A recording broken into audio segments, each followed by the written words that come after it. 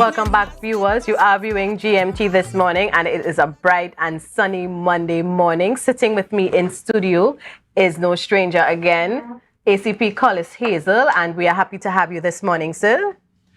It is always a pleasure for me to face the members of the public by way of our interactions and sharing information. And this morning, of course, the conversation is going to be about improving Tobago's security, and we are talking also about crime detection rate. And these are two topics, of course, everybody has an opinion on, everybody has something to say. And I want to ask you to start off, how can Tobago's security issues be improved? And I mean, that question can run us whole day, but just in a general sense, how can we improve it? Okay, so first of all, I want to go back to the whole idea of one of the, should I say, one of the more senior authors on policing, Robert Peel, right, who mentioned that in terms of crime fighting, one ought to look at the whole idea of the people and the police. Right. In that sense, where it is a multi-pronged situation where we expect the people to be working in relation to the police. Of course, in Peel's time was way far back. Yeah. However, there are other initiatives, there are other areas that we can now focus on, because certainly time has changed. Yes. People have changed. There are so many changes that have been taking place, and therefore technology plays a critical role now in terms of crime fighting. And I want to say, basically, it has to be a multi-pronged situation whereby we sit together and work looking at the stakeholders' involvement, right, and work towards a solution. Mm-hmm. It cannot be a one institution fighting against this mammoth problem that will take place in terms of depriving person of their property or wealth, whatever. Right. And how do we really encourage the people to buy into this, that we definitely need the communities to work together with the TTPS and vice versa? And spinning off of that, I also wanted to ask, do we still have the community police unit, and what are they doing? Because I remember at a certain time when that program rolled out, you will see them with marked vehicles. You would know it's community police. You will see them driving around neighborhoods. You will hear about visits to school, but I'm not seeing that presence anymore. So if you can shed some light on that as well. Okay, so quite rightfully, the whole idea of us working, we do work with schools. Perhaps our public relations need to be more effective outside in terms of the work that we do. Right. Admittedly, however, we do work along with schools and we do work along with communities. My last town meeting was in Dallaford, right, where we engage the persons there within the community and hear their problems, hear their views.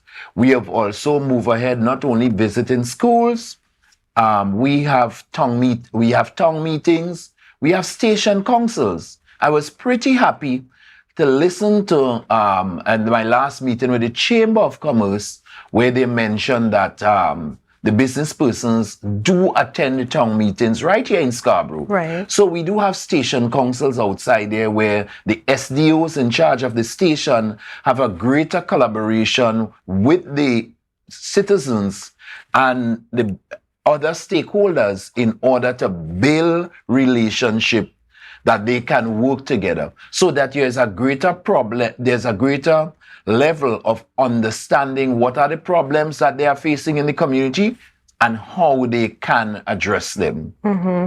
And so that it is not only that the community policing unit, which will touch on other areas of policing that we are focusing on, we have expand that reach in terms of reaching out to other stakeholders so that we can engage them. I myself, when I came to the division, I would have re-established the whole idea of a broader stakeholder engagement where I would meet with the different persons. Quite recently, I met with the Tobago Chamber, also the Hotel and Tourism Association. We meet all the time in terms of trying to work in terms of how we can solve mutual problems that could be beneficial to us on the island.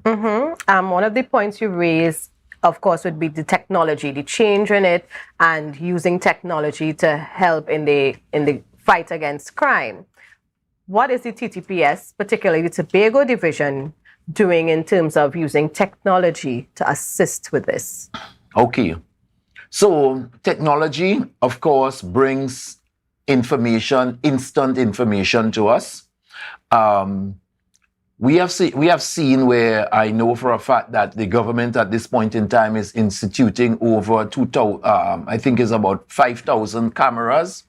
Tobago is on that grid as well in terms of improving our ICT situations on the island. And that is all part of looking at what is taking place.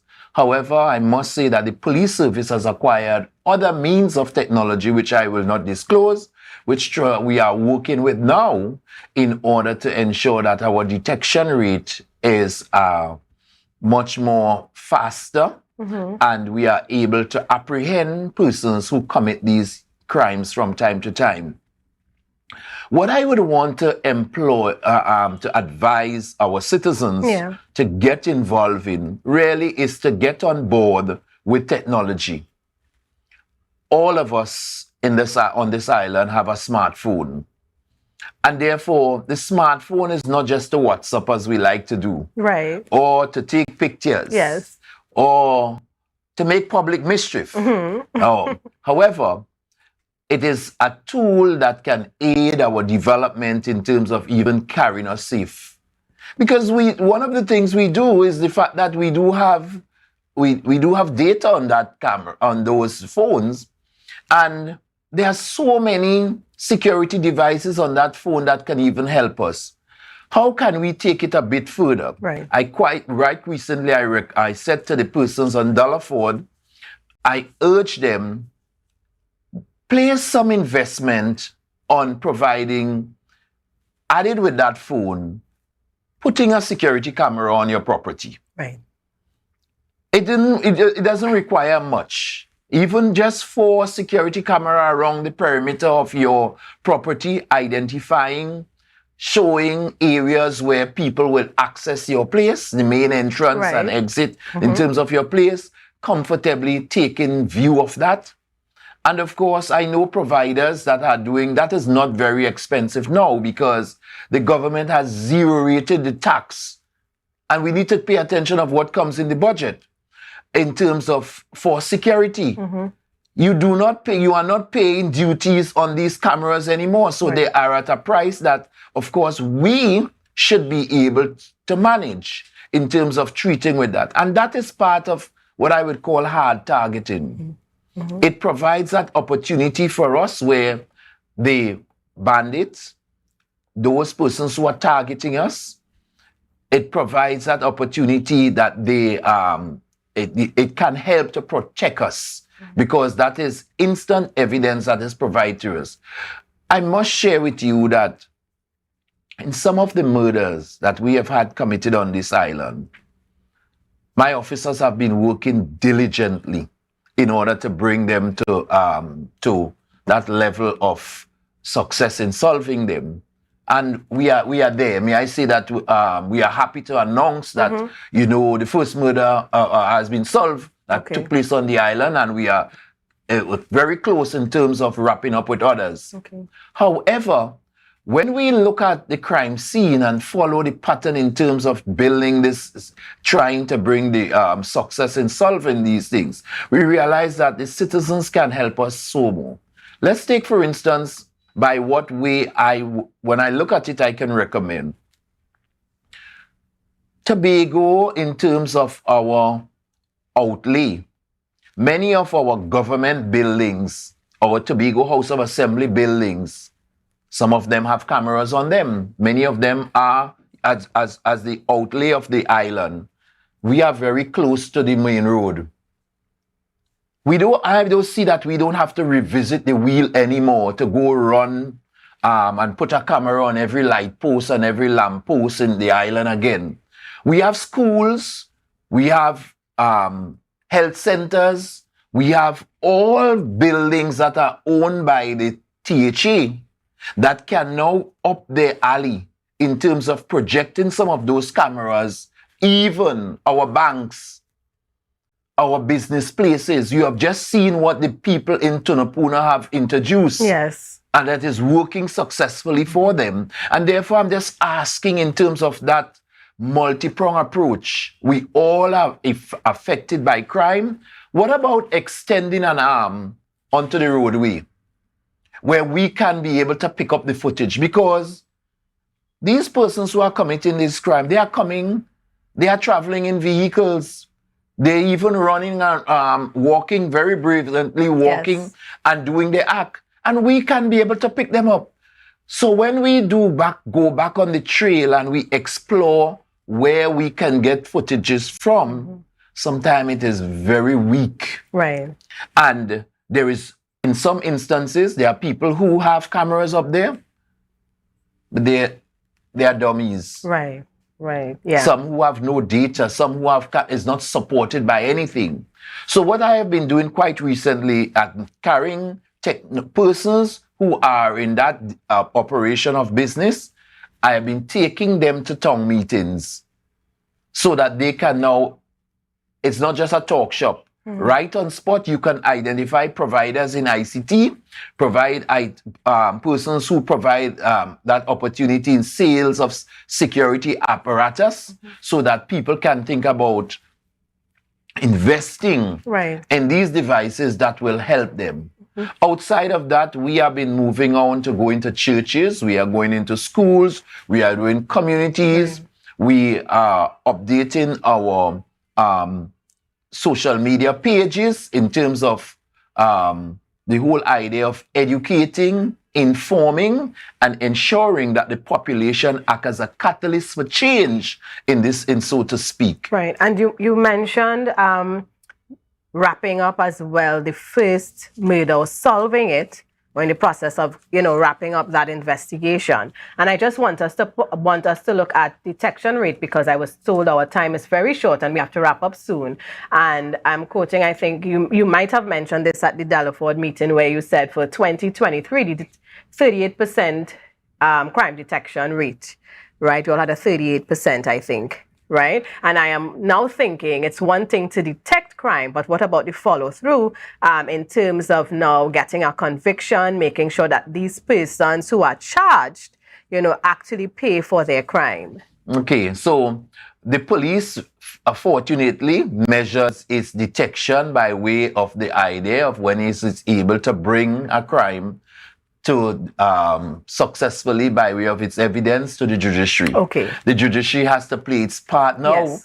In those cases, we feel that we would have provided sufficient information to enable to take it to the evidence that we can now take it to the court. May I say to you, on the last time when that information was shared, we were 38. However, my information as of January 1st, to January 4th, is that our detection rate is now 49%. So we are not just looking at murders. I know we are judged by murders. Yes, yeah. However, serious crimes, murders, wounding, shootings, rape, incest, and other sexual offenses. We do have kidnap for ransom, burglaries, break-ins, robberies, fraud offenses. So they are serious of offenses in which we, from time to time, we are able to identify. So it is not, when we put all in, accumulate all, this is what, in the division of Tobago, we are at 49% in terms of our detection rate. I must thank the members of the public who have been cooperating with us thus far, and I want to continue to urge them that crime is everybody's concerns. And therefore, you need to see something, you need to say something. You need to build confidence and trust in someone. You cannot be outside there in this day and age and just keep quiet, do nothing, and then look for criticisms to the TTPS. Right. That will not solve it. Right. It is a multi-pronged approach. Each one needs to get on board and identify in terms of where am I affected. In the larger picture, we have to look at Tobago. We are a tourist destination.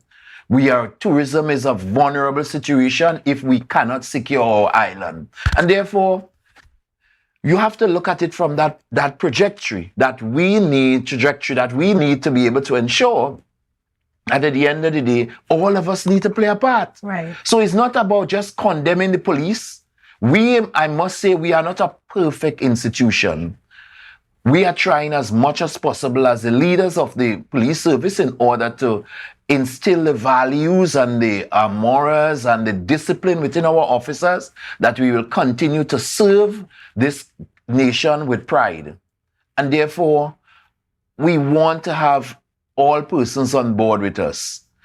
I tried as much as possible to entertain anyone wanting to see me who have issues so that we can address them comfortably in terms of bringing that resolve to the public. Right. I must admit that at some point in time, I do have another division in Trinidad to run. Right. Because I'm not only the ACP for Tobago, but I do have Eastern Division as part of my portfolio. So, but we do have capable officers who are working, the Senior Superintendent Jackson and Superintendent Kirk, and all the team are working with all the inspectors are on board, working very hard in order to ensure that we put a stem on the issues of crime.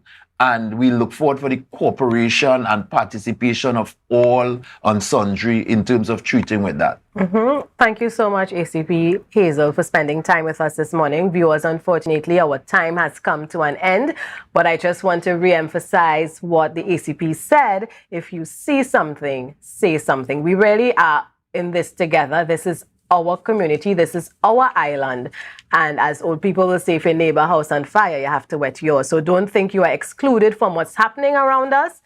You can be an innocent bystander and get involved, or you are not really a part of it. So let us really do something and take back our beautiful island and let it remain. You know, when people hear about Tobago, they must know it's a safe place. So thank you again.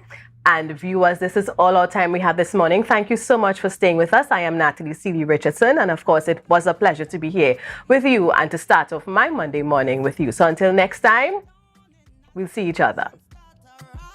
The energy fill the skies. I say thanks for favor to wake up and hear